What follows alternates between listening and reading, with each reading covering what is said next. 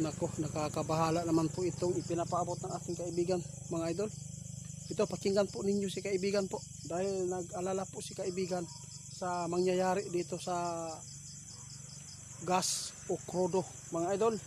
Pakinggan niyo mabuti kaibigan.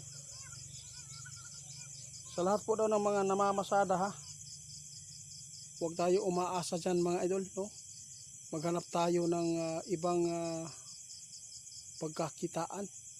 Dahil nag-alala si kaibigan, posibleng mangyayari po talaga na maubusan ng langis.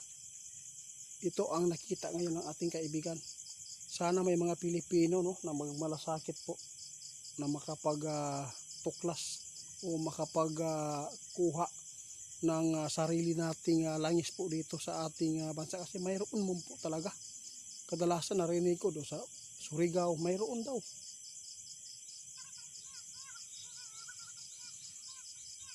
Hirap po talaga mga idol.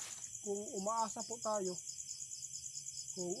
po tayo ngayon sa pag-i-import, no, sa ibang bansa, hindi na po talaga pwedeng iasa natin po sa ibang bansa ang ating pagkuha ng mga langis. Dahil si kaibigan nag-alala, babala po ito sa lahat. Kasi kung dito ka lang nakapokus sa pamamasada, kasi kailangan po talaga ng gas mga idol.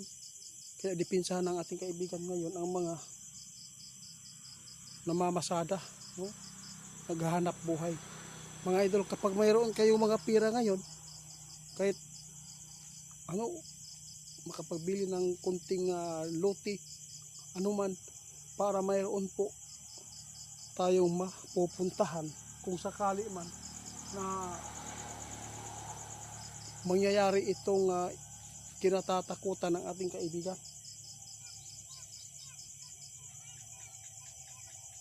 Naku po kaibigan, ito po ang hindi maganda. Guys, tandaan po ninyo, dalawa na ang ipinapaabot ng ating kaibigan. Posibleng mawala ang internet connection, balang araw mawawala talaga yan.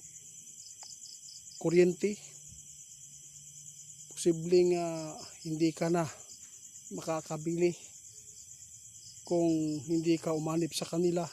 Ngayon naman, mayroon na naman pong impormasyon si kaibigan patungkol sa gas. Kung umasa tayo sa ibang bansa, nag-i-import, no? Kumukuha tayo. Kung lalaki ang kaguluhan po sa ibang bansa mga idol, talagang kung doon tayo umasa, kung hindi tayo magsisikap ang Pilipino na mag-process dito sa atin ng sarili pong langis, wala, maraming mga Pilipino ang mamamatay sa gutom.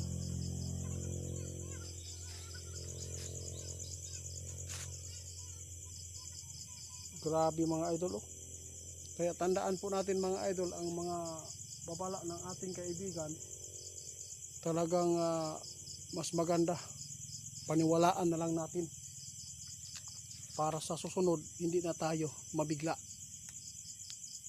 Nakakabahala man ito mga idol, ngunit para po ito sa atin na hindi tayo mabaliw sa pag-isip kung saan tayo pupunta. At least nabigyan ko kayo ng mga ipinapaabot, mga advice ng ating kaibigan. Tama ka, hindi po ito pananakot mga idol. Ginagawa ng ating kaibigan dahil pasama na ng pasama ang ating mundo, no? Pasikip na ng pasikip ang kahirapan mga idol. Pag umabot ito, pag dumating ang panahon na grabe na ang hirap na dinanas natin, doon na po kikilos ang mga jablo, no? Para hikayatin kayo. Kung umanib ka sa kanila, talagang busog ka. Marami kang makukuhang mga needs sa pamilya. Yun po. Pero wala naman pong kwenta yan. Tama. Oo. Kung ang kaluluwa mo mapunta lang sa dagat-dagatang apoy. Mga idol, isipin yung mabuti. Hinulaan ng ating kaibigan na mawala ang kuryente, mawala ang internet, mawala lahat. Mawala. Hindi tayo makapagkuha na kung mayroon tayong nilalagay na mga sapi. Grabe oh. Kayo pa rin mga idol, salamat ninyo. Kayo pa rin ang masunod. Wala po kaming karapatan mga idol na sasabihin na ito ay posibleng kakapanik ninyo. Basta kami, babala lang po ito para sa inyo. Paghandaan lang po natin ang darating. Para lang po ito sa atin mga idol. Hindi po ito masama at hindi po ito for views. Dahil wala naman po tayong napala sa views dito kasi wala naman tayong sahod dito mga idol. Sa amin kung ano man po ang ipinapaabot ng ating kaibigan, yun lang po ang sundin ko. Sa lahat ng mga OFW, mag-ingat po tayo. Huwag tayo magkampante. Kung malaki sahod mo, kailangan magtipid ka, magtabi ka para sa hinaharap. Hindi natin alam. Hindi po lagi no, nasa ginhawa. May panahon talaga na nasa kagipitan. Ito po ang tandaan ninyo mga ipinapaabot ng ating kaibigan.